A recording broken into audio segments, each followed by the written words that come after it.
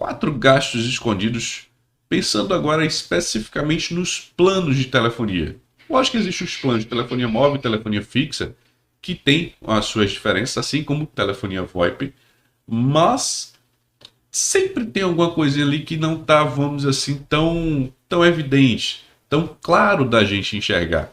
A ideia aqui é que você veja isso, ou seja, o que é que pode não aparecer tão fácil. Reajustes é o primeiro ponto. Algumas pessoas podem não saber quando acontece o reajuste, Kleber. É uma vez por ano, se for reajuste de plano.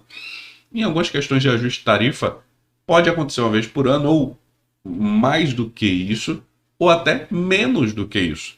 Na telefonia fixa, pode ter autorização da Anatel ou de outros órgãos em conjunto para dizer a tarifa de tal tipo de ligação, tal tipo de chamada, vai ser o preço tal, vai sofrer um reajuste.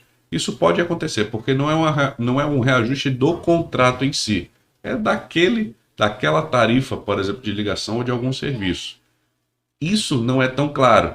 Nos contratos de telecom, você só vai ver o reajuste é no aniversário do plano, mas não diz quando é o aniversário do plano na maioria dos casos. Aí você tem que ficar ciente que isso é uma possibilidade e é um gasto que realmente está escondido. Você não sabe, na maioria dos casos, quando é que aquele reajuste vai acontecer.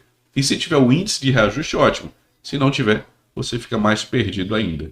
Então a ideia é você entender essa questão de reajuste no máximo possível e prever quando isso vai acontecer para eliminar esse tipo de problema, mas é um gasto escondido.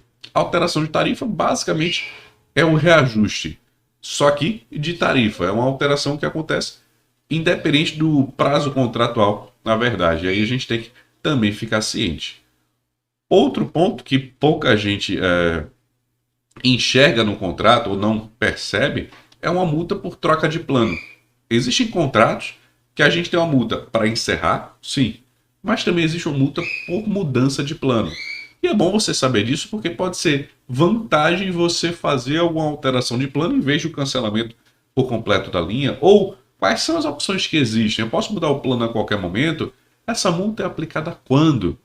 Isso tudo você tem que ficar ciente, porque é um gasto escondido, ou seja, você pode ter uma cobrança a mais sem estar ciente dela, vamos dizer assim, previamente. Então tem que sempre ficar de olho que existe. Por mais que você não saiba quanto, você tem que saber que aquele contrato tem esse tipo de possibilidade. E outro ponto, que é um gasto escondido, é a mudança de plano sem alteração. E por que um gasto escondido? Porque você pode ter um aumento do seu contrato sem ter dito. Tudo bem, pode ser feito.